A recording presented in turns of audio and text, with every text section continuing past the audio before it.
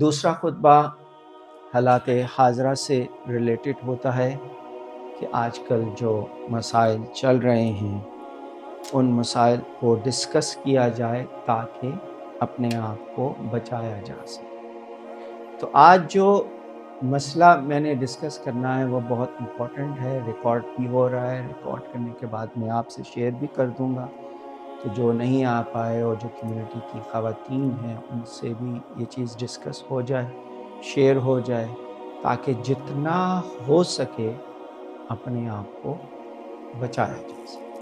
آج کل ایک ٹرم صبح و شام دن رات پوری دنیا میں یوز ہو رہی ہے، اے آئی، آرٹیفیشل انٹیلیجنٹ۔ اچھی چیز ہے، فائدہ حاصل کرنا چاہیے، لیکن جتنا فائدہ آپ اس سے حاصل کر رہے ہیں اس سے کئی گنا زیادہ اہداف اے آئی آپ لوگوں سے حاصل کر رہے ہیں، اور اس حد تک آپ کا ڈیٹا جو ہے وہ اپنے ڈیٹا بینک میں کلیکٹ کر رہے ہیں اپنے مقاصد کو پانے کے لیے، اور اس میں مختلف سٹیک ہولڈرز ہیں۔ اے آئی تو ایک نام ہے نا، اس کے پیچھے سٹیک ہولڈرز ہیں، اور وہ اپنے اہداف کو حاصل کرنے کے لیے جو ہے وہ آپ کا ڈیٹا لیتے ہیں۔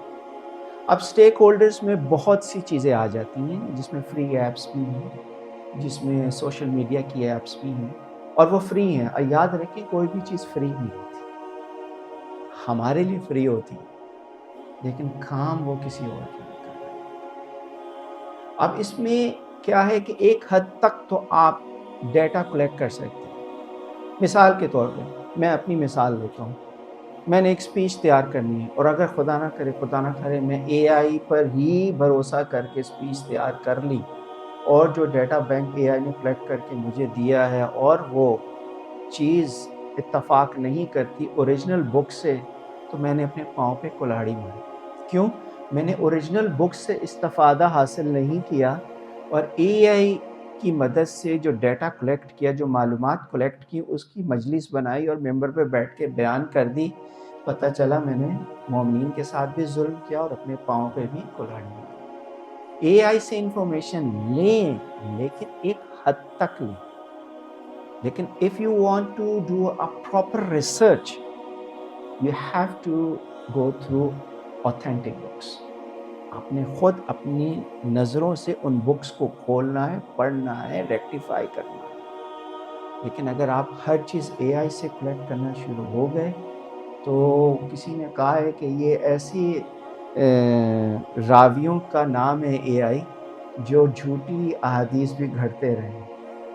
تو اے آئی ضروری نہیں کہ آپ کو صحیح انفارمیشن دے۔ ایک تو یہ تھا، لیکن اس سے کہیں زیادہ ڈینجرس چیز یہ ہے کہ آپ کی پرمیشن سے آپ کے فون کا، آپ کے کمپیوٹر کا جو فل ڈیٹا ہے وہ ایکسیس ہو رہا ہے، کیونکہ پرمیشن آپ نے دے دی۔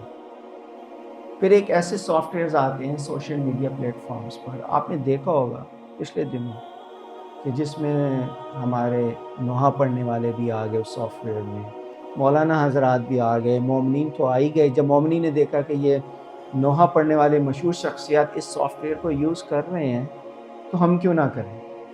ہے تو فری، کہ اس میں آپ اپنی تصویر ڈالتے ہیں تو وہ پھر اے آئی کی مدد سے اس کو سافٹ ویئر سے گزار کے خوبصورت سی تصویر بنا کے دے دیتے ہیں۔ آپ نے دیکھا ہوگا یہ آج کل چل رہا ہے، ٹھیک ہے نا؟ لیکن اسے ہو کیا رہا ہے بیک گراؤنڈ پہ؟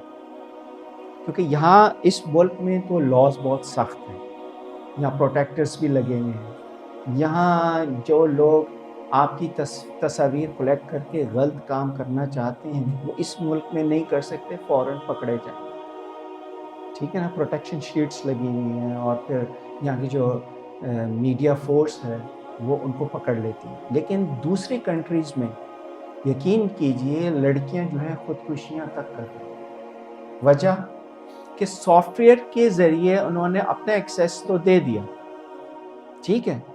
اب آپ اے آئی کو بولتے ہیں کہ میرے ساتھ میری تصویر ہے، میرے ساتھ میل لڑکا ہے، اور ایک میں نے وہ تصویر اے آئی کو دے دی، اور میں نے اے آئی کو کمانڈ دی کہ میرے ساتھ جو لڑکا کھڑا ہے اس کو لڑکی میں تبدیل کر دو۔ اب اے آئی کیا کرے گا؟ چند سیکنڈ میں اس لڑکے کو لڑکی میں تبدیل کر دے گا، ٹھیک ہے؟ شکل چینج ہو جائے گی، کپڑے وہی پہنے ہوں گے جو اس لڑکے نے پہنے ہوتے۔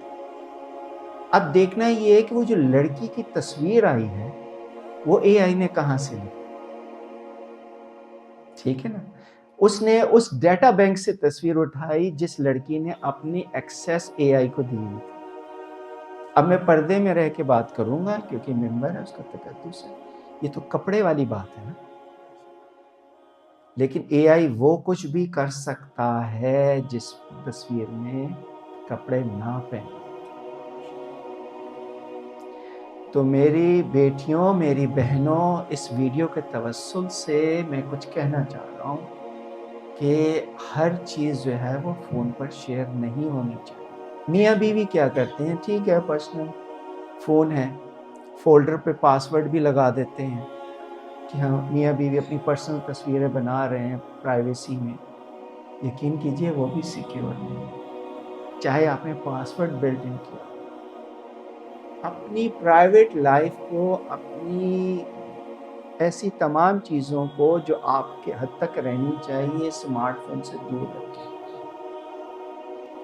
نئے کمپیوٹر لیپ ٹاپ سے دور رکھیں، ایکسیس نہ ہونے دیں، فری ایپس کو ڈاؤن لوڈ کرنا بند کر دیں۔ یہ فری ایپس آپ کے لیے فری ہیں، لیکن کس وجہ سے فری ہیں اگر یہاں پر کھڑے ہو کے وہ چیزیں بیان کر دیں تو اس جگہ کا تقدس پامال ہو جائے۔